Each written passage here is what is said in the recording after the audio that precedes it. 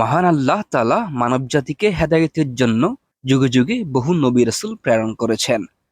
সর্বশ্রেষ্ঠ নবী সৈয়দুল মুরসালিন মুহাম্মদুর রাসূলুল্লাহ সাল্লাল্লাহু আলাইহি ওয়াসাল্লামের আগমনের মাধ্যমে নবুয়তের পরিসমাপ্তি হয়। সমগ্র সৃষ্টি জগতের জন্য রাহমাতুল আলামিন হয়ে তিনি ১২ রবিউল আউয়াল সোমবার সুবহে সাদিকে ধরার বুকে তাশরিফ আনেন। মূর্তি পূজার অন্ধকার দূর করে দ্বীন ইসলামকে প্রতিষ্ঠা করেন। নবীজি হলেন সুমহান চরিত্রের অধিকারী ও আদর্শের শাশ্বত প্রতীক। নবীজির আনুগত্যের মাঝেই নিহিত রয়েছে আল্লাহ তাআলার আনুগত্য। আর রাসূলুল্লাহ সাল্লাল্লাহু আলাইহি ওয়াসাল্লামের আনুগত্য হলো তার আদর্শের অনুকরণ ও সুন্নতের অনুশীলন করা। প্রিয় রাসূল সাল্লাল্লাহু আলাইহি ওয়াসাল্লামকে নিজের জীবনের চেয়েও অধিক মহব্বত করতে না পারলে কেউ ঈমানের পূর্ণতর স্তরে পৌঁছাতে পারে না।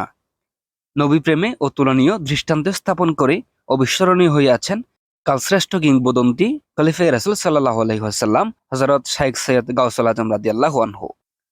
গত ১৫ সেপ্টেম্বর রবিবার বাদ জোহর হতে পবিত্র জশ্নে জুলুসে ঈদে মিলাদুন্নবী সাল্লাল্লাহু আলাইহি ওয়াসাল্লাম উদযাপন উপলক্ষে কাগতিয়া আলিয়া গাউসুল আজম দরবার শরীফের ৭১তম পবিত্র ঈদে মিলাদুন্নবী সাল্লাল্লাহু আলাইহি ওয়াসাল্লাম শীর্ষক আলোচনা সভা ও মাহফিলে ধর্মপ্রাণ মুসল্লিদের উদ্দেশ্যে মাননীয় মুর্শিদে আজম মাদ্দাজিল্লাহুল আলী এসব কথা বলেন।